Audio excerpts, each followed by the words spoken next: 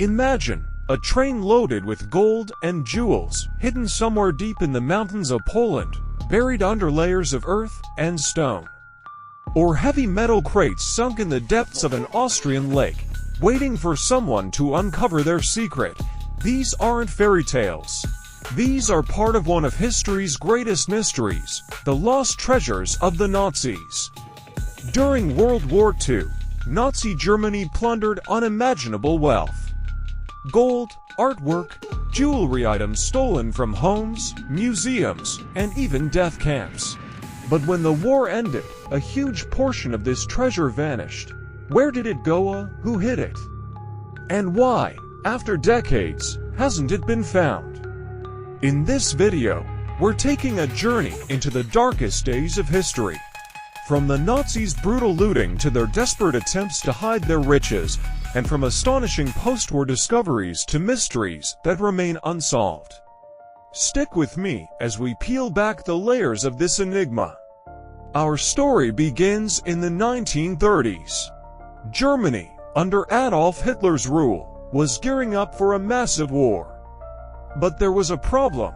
The country's coffers were nearly empty. Their solution: plunder.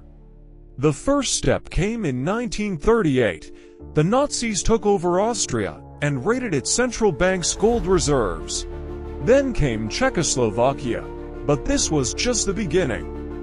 When World War II broke out in 1939, the looting turned into a colossal machine. From Paris to Warsaw, Amsterdam to Kiev, the Nazis stole anything of value.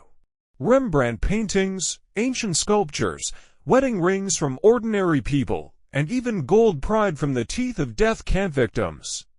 Yes, they went that far. In just a few years, the Nazis amassed over $600 million in gold at the time's value.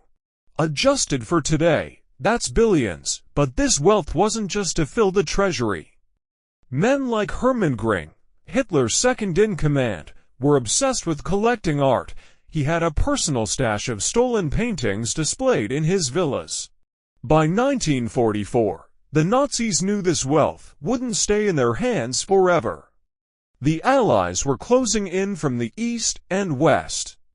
So what did they do? They decided to hide it. 1945, Germany was crumbling.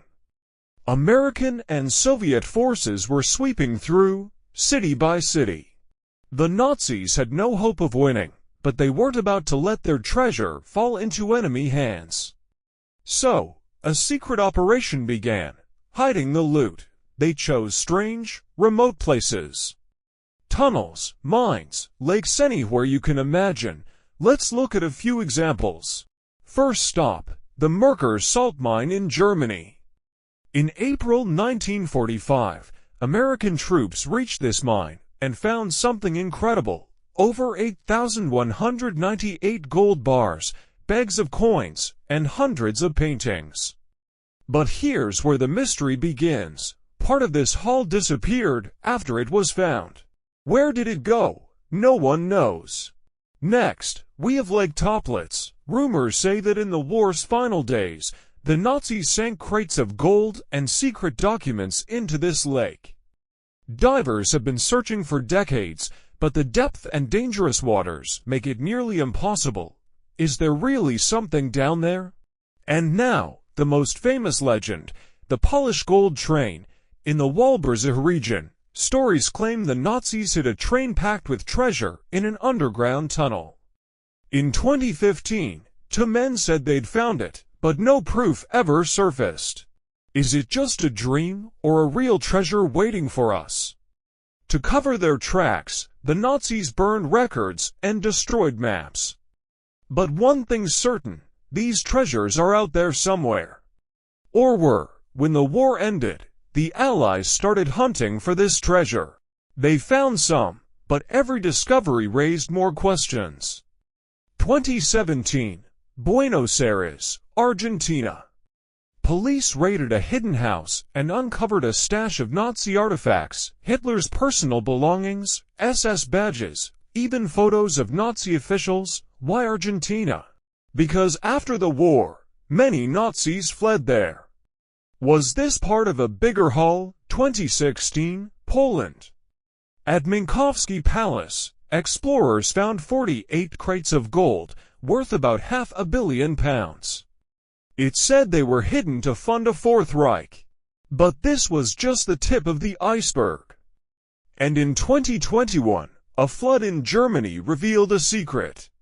When water tore down a wall in an old building, hundreds of Nazi objects, including a Hitler portrait and hidden documents, spilled out. It was as if history itself wanted to speak. These finds show that the treasures are still scattered around the world. But what's been uncovered is only a fraction of the whole story. Now we come to one of the greatest mysteries, the Amber Room. This chamber, adorned with amber and gold, was built in Russia in the 18th century.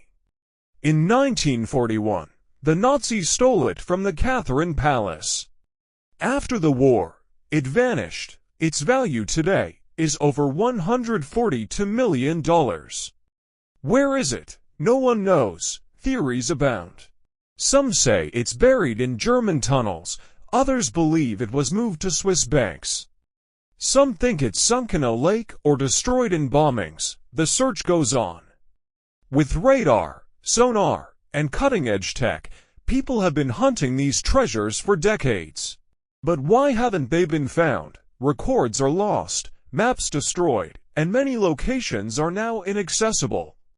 Maybe these treasures are gone forever, or maybe, right now, they're waiting beneath our feet for the moment of discovery. The lost Nazi treasures aren't just gold and jewels. They're relics of horrific crimes and the suffering of millions. Every gold bar, every painting, carries a story of theft and destruction. This story connects us to the past. It reminds us that history isn't just in books, it's sometimes buried in the ground, hidden behind walls, or resting in the depths of water. Maybe one day these secrets will be uncovered. Maybe you'll be part of that story. But until then, one question lingers. Where are these treasures? And are they really worth searching for? What do you think? Let us know in the comments.